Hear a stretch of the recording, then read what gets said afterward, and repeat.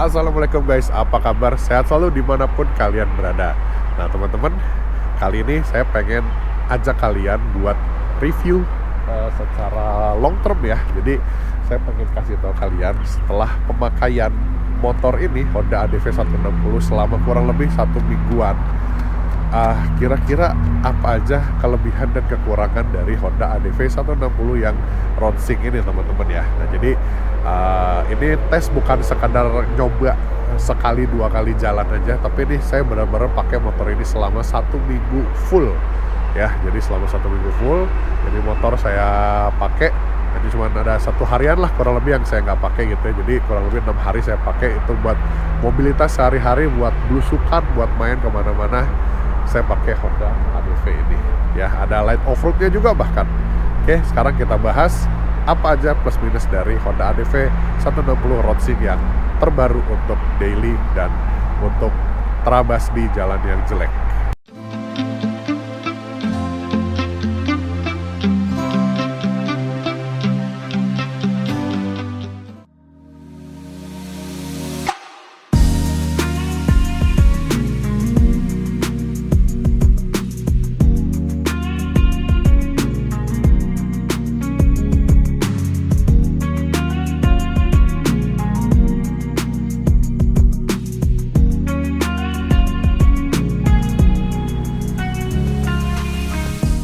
Oke, kita sedikit bahas dulu yuk perbedaan Honda 160 ADV 160 ronsing dengan yang sebelumnya. Nah, kalau dari penampilan teman-teman hampir nggak ada bedanya, paling ya sedikit aja aksen-aksen ornamen ya yang ada perubahan, tapi overall semuanya tidak berubah.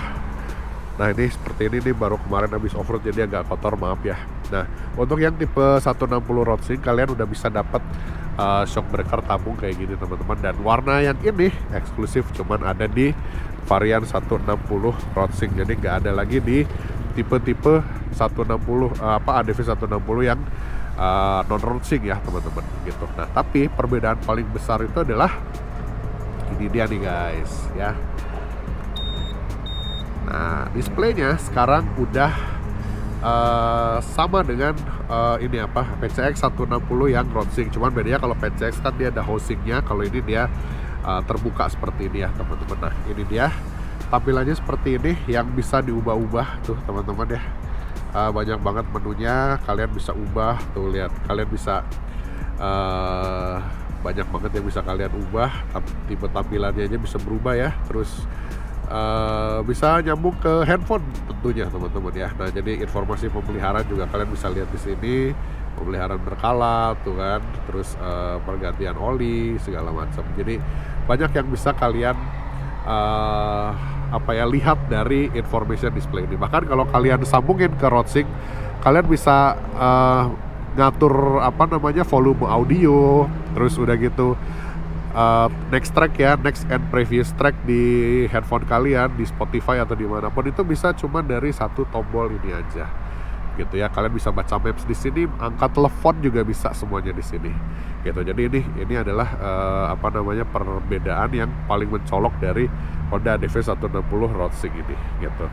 Nah terus menurut saya yang paling berguna teman-teman ya, salah satu fitur yang berguna itu adalah ini dia, traction controlnya, atau kalau Honda itu bahasanya adalah nih HSTC teman-teman ya. Jadi HSTC ini adalah Honda Selectable Torque Control. Nah HSTC ini berguna banget ketika kalian lagi ini ya teman-teman, lagi di jalan off-road atau lagi di medan berat.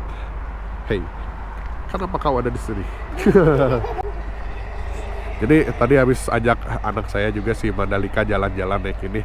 Papi mau tanya sebentar, ini gimana rasanya motor ini ADV? Enak gak? Coba dibuka dulu dong. Buka dulu helmnya, digituin. Nah, enak ya? Enak.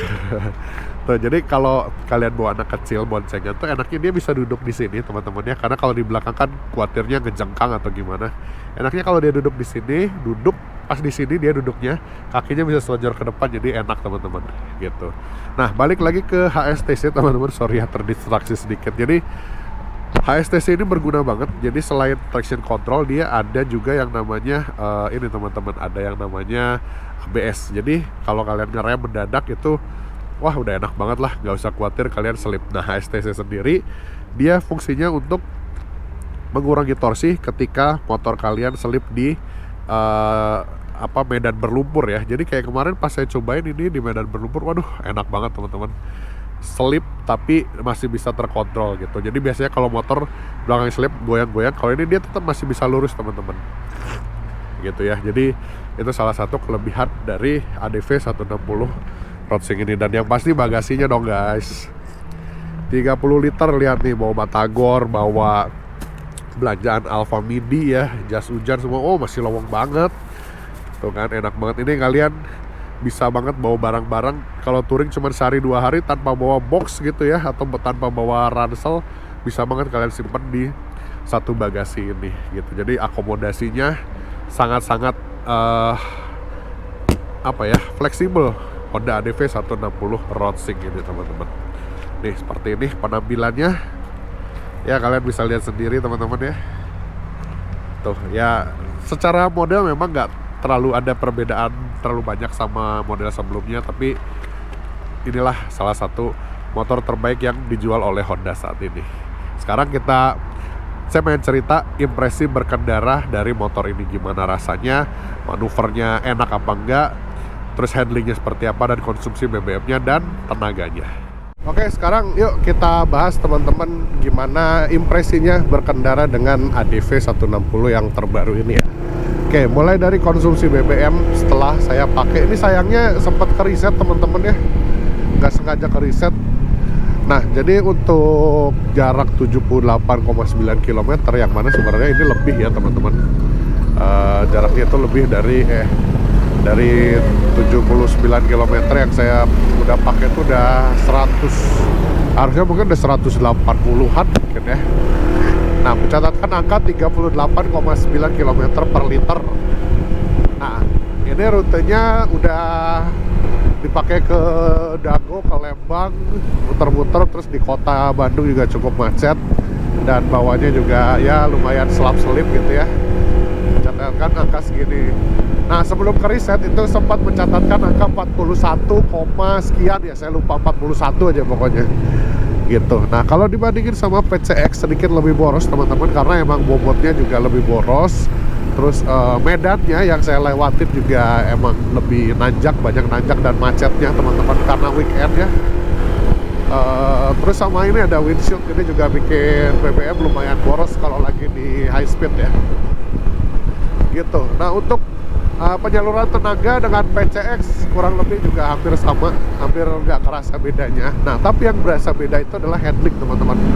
Nah, di ADV 160 ini handlingnya buat filtering, buat selap-selip, walaupun dia lebih lebar stangnya, tapi entah kenapa dia terasa lebih lincah ya, karena mungkin efek stang yang lebih tinggi dan lebar ini bikin kita ngontrol motornya jauh lebih enak, sepertinya sih gitu ya. Beneran deh, kayak buat gini tuh lebih enak, lebih lincah, lebih manut motornya, kerasanya lebih ringan. Padahal sebenarnya bobotnya lebih berat loh dari PCX. Kalau PCX tuh berasa kayak agak berat gitu ya, terus kayak ya agak berat aja gitu kerasanya. Nah, kalau ini rasanya lebih ringan dan lebih lincah, lebih enak buat filtering di kemacetan dalam kota. Oke, sekarang kita bahas dari kenyamanan ya teman-teman. Nah, kalau untuk masalah kenyamanan, ini bandingannya so far empuk ya. Apalagi yang bagian suspensi depannya tuh, waduh, nikmat banget. Ini emang kalau ngelibas jalan jelek enak banget motor ini teman-teman. Rasanya tuh mewah dan mahal gitu ya, puk gitu. Dan ya buat dipakai buat daily kayak gini udah cukup banget tanpa harus ada upgrade suspensi ya. Terus pengereman, nah ini juaranya nih, PCX sama ADV itu kalau udah urusan ngerem, wah 2 jempol. Ini bener-bener nggak butuh lagi upgrade gitu, bener-bener responsif, feel-nya dapet. Nggak tahu kalau yang CBS ya, tapi kalau yang ABS, wah asik banget. Nah, terus posisi riding, nah ini dia, posisi ridingnya relax banget teman-teman. Cuma emang kalau buat jalan jauh, karena dia stangnya lurus gitu ya, jadi bagian tangan yang ini tuh agak sedikit pegel kalau buat jalan. Tapi Tapi kalau buat dalam kota kayak gini, buat nikung-nikung gitu, oh enak banget, juara dah gitu guys. Jadi buat kenyamanan, ADV 160 Ronsing yang baru ini oke lah. Tuh di apa sambungan jalan gini nyaman banget rasanya. Tuh enak tuh. Aduh, top dah.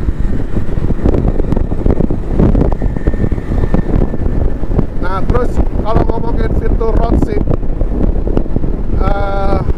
sama aja kayak PCX ya. Fiturnya 100% sama, tidak ada perbedaan. Tampilan ininya pun sama, nggak ada bedanya.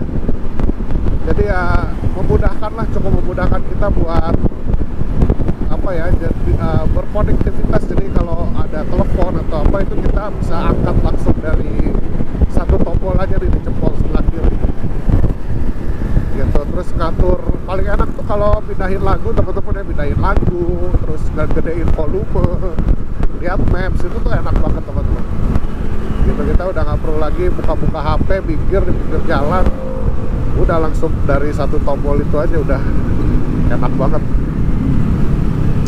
gitu. So overall ini motor buat, nah kita ngomongin kemampuan dia buat off-road ya. So far ya buat off-road kemarin setelah kita cobain di jalan lumpur, bebatuan, itu so far enak banget motornya. Ground clearance-nya tinggi, jadi nggak ada mentok, nggak ada apa ya, gasruk itu nggak ada sama sekali teman-teman. Jadi benar-benar ya selayaknya kayak motor adventure aja, motor trail, tapi dia bentuknya matic gitu.